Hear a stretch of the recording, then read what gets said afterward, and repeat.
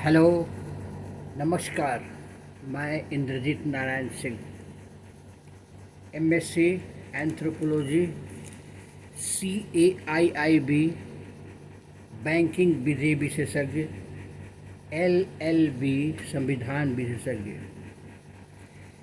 आज मैं GST में सुधार की बात करूंगा।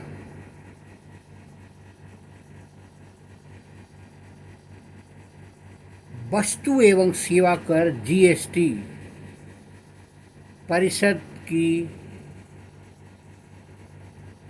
बुधवार को समाप्त हुई 47वीं बैठक शायद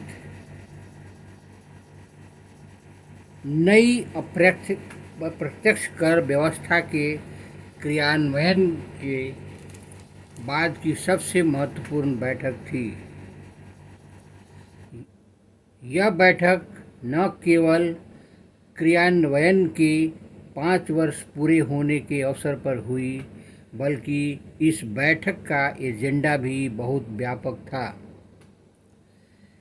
फिलहाल यह दलील देना उचित होगा कि यह व्यवस्था अपेक्षाओं के अनुरूप प्रदर्शन नहीं कर सकी है।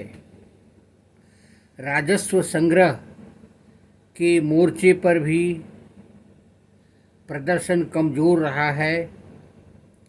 इससे राजकोषीय तनाव कम हुआ है, जबकि व्यवस्था ढांचागत दिक्कतों से दो चार होती रही है।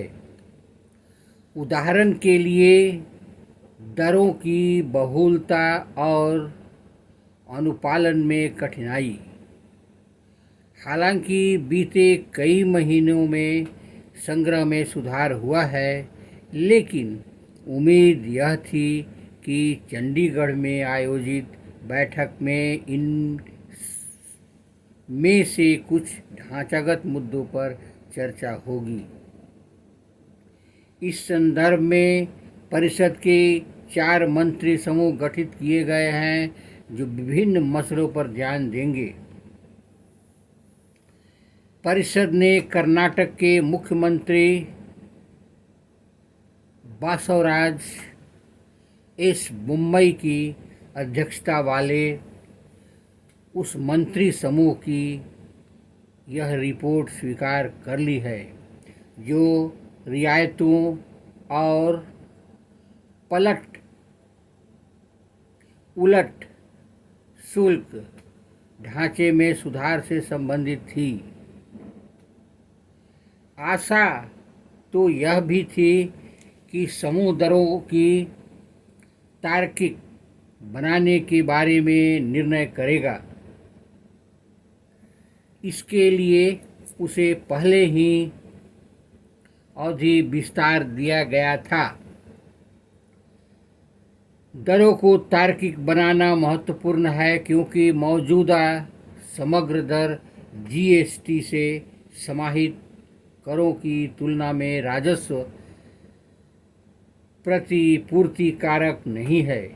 राजस्व संग्रह में कमी की यह भी एक बड़ी वजह रही है।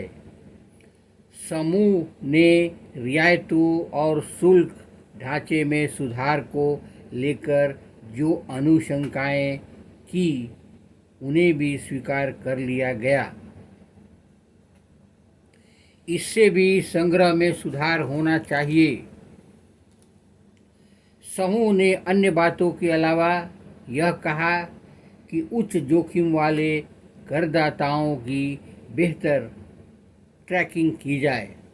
मेघालय के मुख्यमंत्री कॉर्नाड संगमा की अध्यक्षता वाला मंत्री समूह ऑनलाइन गेमिंग, कैसीनो और घुड़दौड़ आदि से संबंधित था।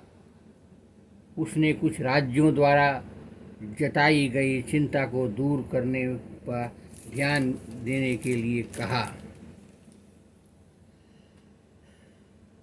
बहरहाल कुछ राज्यों के लिए सबसे बड़ी चिंता थी क्षतिपूर्ति की व्यवस्था का समाप्त होना, राज्यों को जीएसटी संग्रह में होने वाली कमी की भरपाई की जा रही थी।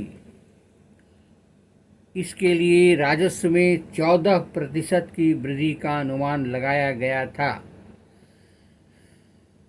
5 वर्ष पूरे होने के साथ यह क्षतिपूर्ति बंद की जा रही है।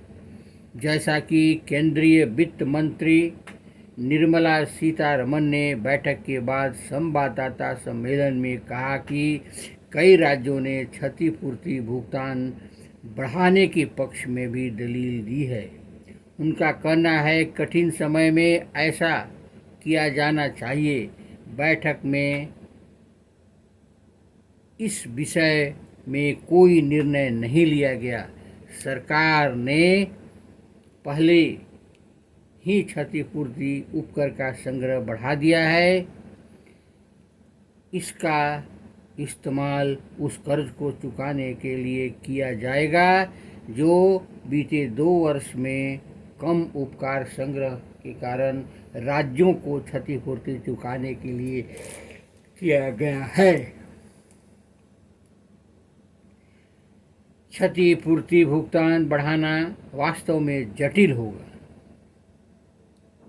कानून में संशोधन के अलावा इसके लिए परिषद को यह भी तय करना होगा कि राज्यों को किस वृद्धि दर के हिसाब से क्षतिपूर्ति दी जाएगी।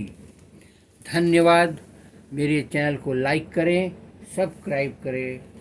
आज मैंने जीएसटी सुधार के बारे में बतलाया।